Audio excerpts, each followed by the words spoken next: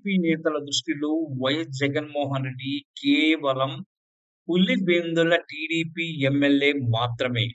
కేవలం వైఎస్ జగన్ అనే పులివెందుల ఎమ్మెల్యే పర్యటనను అడ్డుకోవడానికి ప్రభుత్వం ప్రయోగించిన పోలీస్ బలగాన్ని చూస్తే ఇప్పుడు ఆశ్చర్యం కలుగుతోంది. పోనీ సర్వశక్తులు ఒడ్డిన జగన్ పర్యటన అటర్ ఫ్లాప్ కావడం పక్కన పెడితే సూపర్ హిట్ అయింది. ప్రభుత్వానికి ఇప్పుడు ఇది మింగుడు పడని విషయంలా మారింది. చిత్తూరు జిల్లా బంగారుపాళ్యానికి వైఎస్ జగన్ వస్తాడని తెలిసిన మొదలు అడ్డుకోవడానికి చంద్రబాబు సర్కారు చేయని ప్రయత్నం అంటూ లేదు. జగన్ పర్యటనలో జనం పాల్గొనకుండా మోహరించిన పోలీసు బలగాలను చూస్తే అవురా ఈ రేంజ్ లో ఆయనకు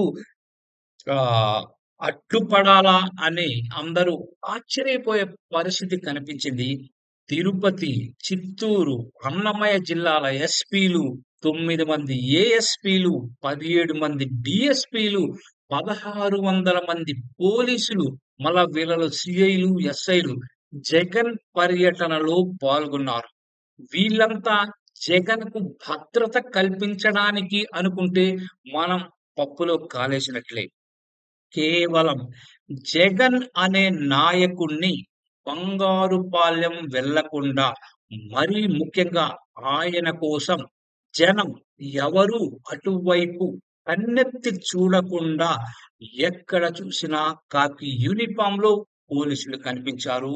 సుమారు 400 మంది వైసీపీ కార్యకర్తలు, నాయకులు, అభిమానులు పోలీసుల లాఠీ దెబ్బలు రుచి చూడాల్సి వచ్చింది.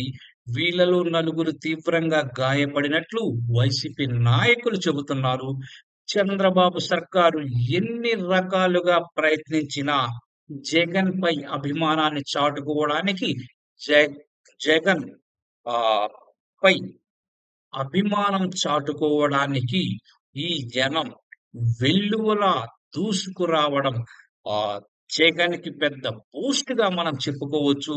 ప్రతిపక్షంలోకి వెళ్ళిన జగన్ ఇక పైకి లేవడు అనుకునే స్థాయి నుండి ఇప్పుడు మళ్ళీ అధికారంపై ఆశలు పెట్టుకునే స్థాయికి ఎదిగాడు అంటే అది ఇప్పుడున్న ఈ జనాన్ని చూస్తే మనం ఇట్టే అర్థమవుతుంది. జనాల్లో క్రేజ్ ఏమాత్రం తగ్గలేదని కూడా మనం చెప్పుకోవచ్చు.